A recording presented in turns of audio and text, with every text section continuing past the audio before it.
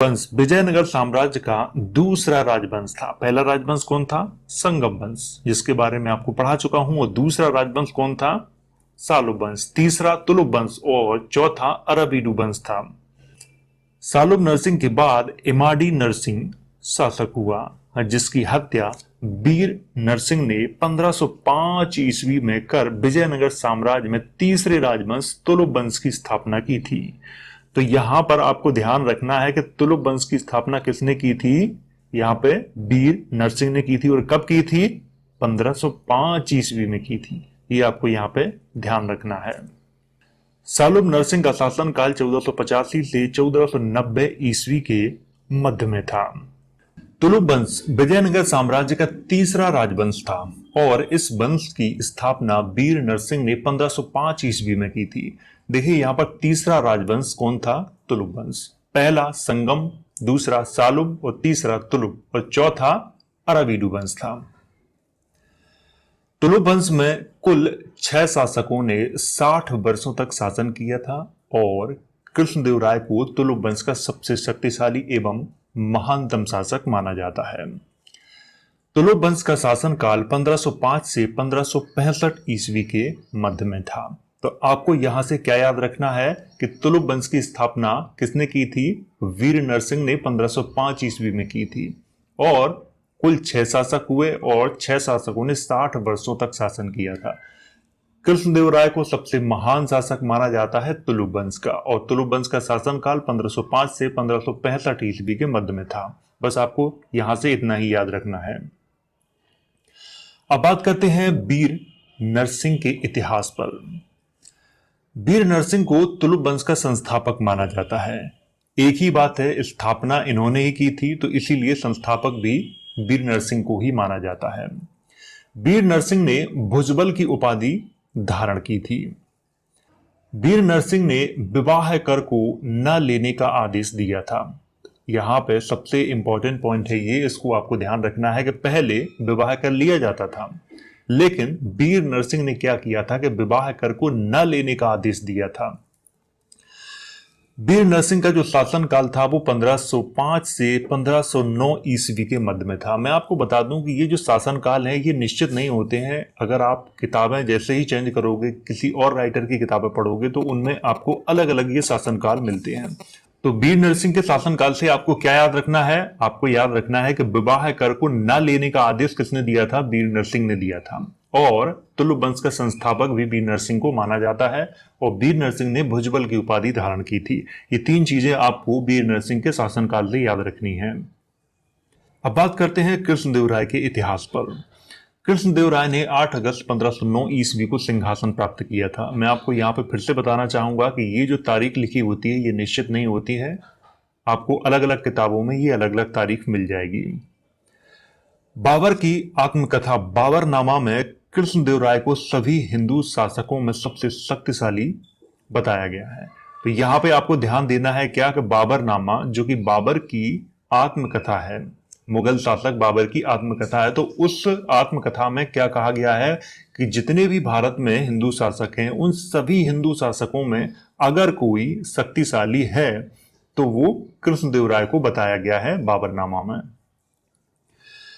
कृष्णदेव राय ने आंध्र भोज, अभिनव भोज, आंध्र पितामह, यवन राज्य स्थापनाचार्य, विष्णुचित्त और तेलुगु भोज की उपाधियां धारण की थी। तो यहां पे आपको क्या याद रखना है? आंध्र भोज की उपाधि ये आपको याद रखनी है, आंध्र पितामह की और तेलुगु भोज, ये 3 उपाधियां यहां पे आपको ध्यान रखनी है। कृष्णदेव राय के शासनकाल में पुर्तगाली यात्री डोमिंगो पायस और बारबोसा ने विजयनगर की यात्रा की थी। इसके बारे में ये बहुत बार सवाल पूछा गया है, तो इसको आपको ध्यान रखना है। डोमिंगो पायस और बारबोसा ने किसके शासनकाल में विजयनगर की यात्रा की थी? कृष्णदेव राय के शासनकाल में। कृष्णदेव राय ने उड़ीसा के शासक प्रताप रुद्रदेव को पराजित कर वहां से बालकृष्ण की एक मूर्ति विजय स्मारक के रूप में प्राप्त की थी। यहां पर मैं आपको बताना चाहूंगा कि कृष्णदेव राय ने क्या किया था कि उस समय उड़ीसा के शासक थे प्रताप रुद्रदेव, उनके ऊपर आक्रमण किया, उन्हें पराजित किया और विजय के तौर पर एक बालकृष्ण की मूर्ति वहां से वो ले आए थे। कृष्णदेव राय के राजगुरु व्यासराज थे। कृष्णदेव राय के शासनकाल को तेलुगु साहित्य का क्लासिक युग माना जाता है। यह भी प्रश्न बहुत बार एग्जाम में पूछा गया है कि तेलुगु साहित्य का क्लासिक युग किसके शासनकाल को माना जाता है, तो कृष्णदेव राय के शासनकाल को माना जाता है।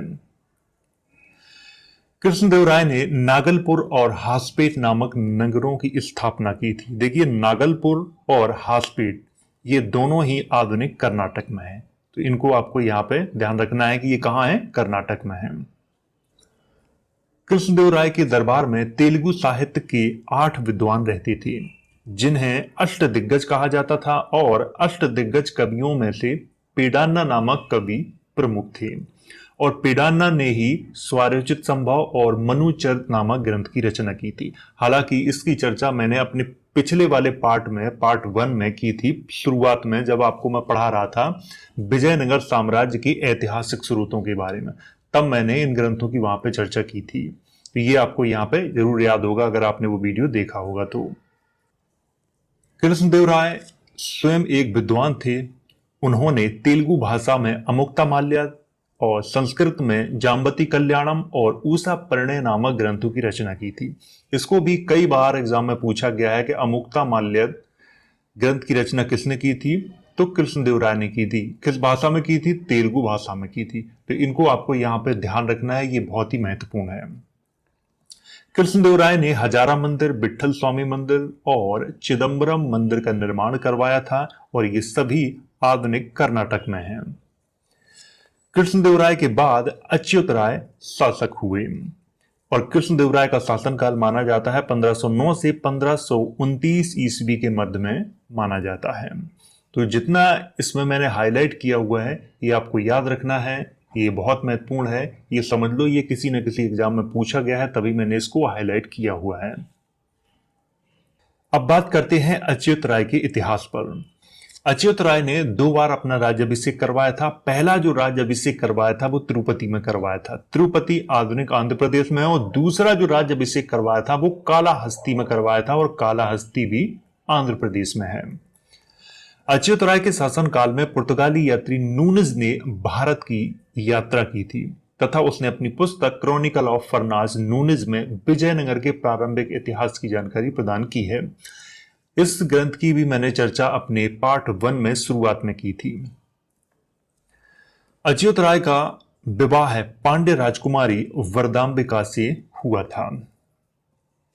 अच्युत राय के दरबारी कवि राजनाथ डिमडिम थे, जिन्होंने अच्युत रायमुदय नामक पुस्तक की रचना की थी। तो इनके बारे में भी मैंने अपने पार्ट 1 में बताया था आपको। अच्युत रायमुदय नामक ग्रंथ की रचना किसने की थी, राजनाथ डिमडिम ने की थी। और ये किसके दरबारी कवि थे, ये अच्युत राय के दरबारी कवि थे।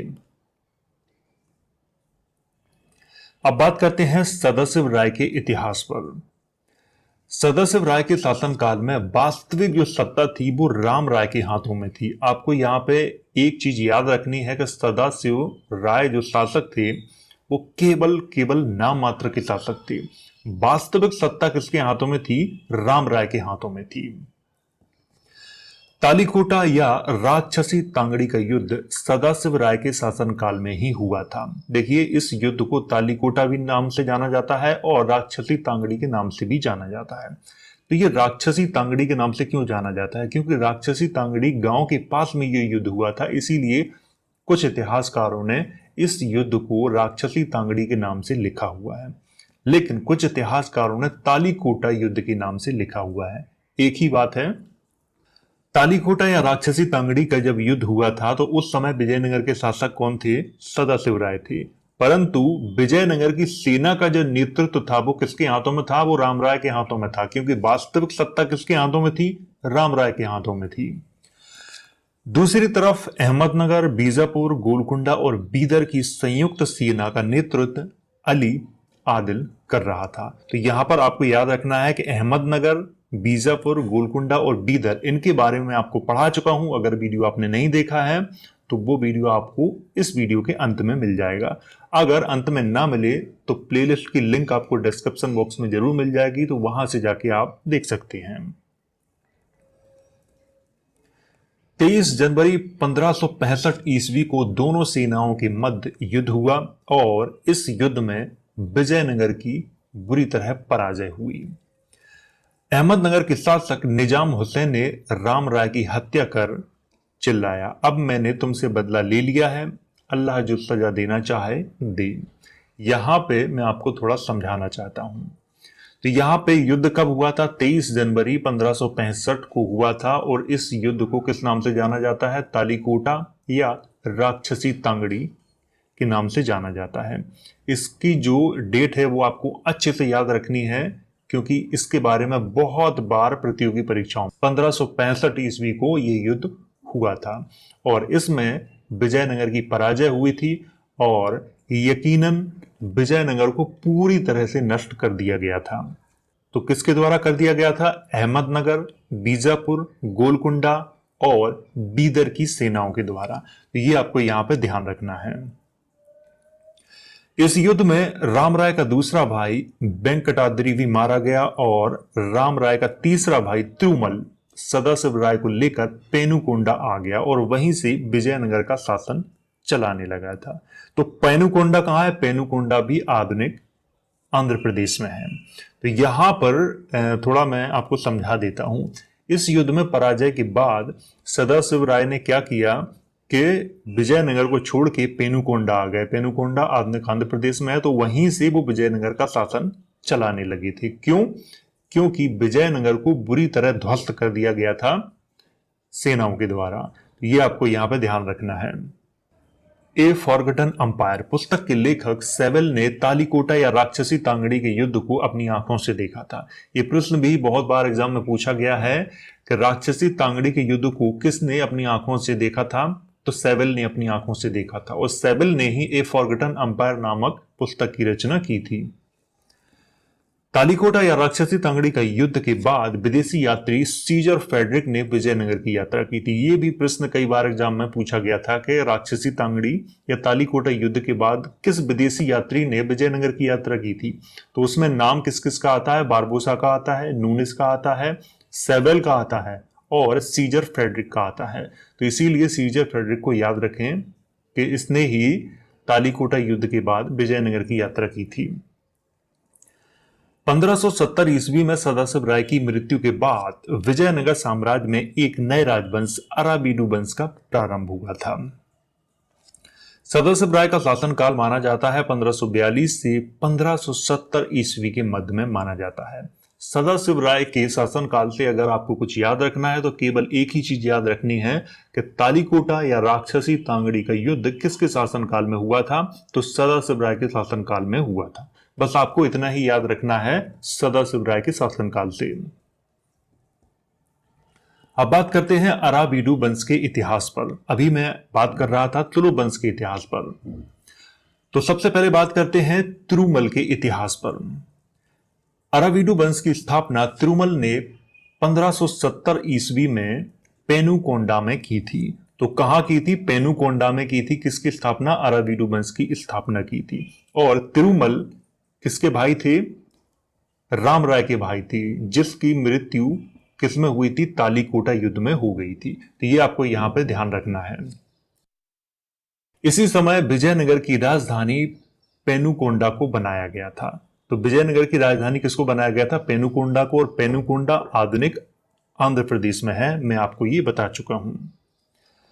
तिरुमल ने पतनशील कर्नाटक राज्य का उद्धारक की उपाधि धारण की थी।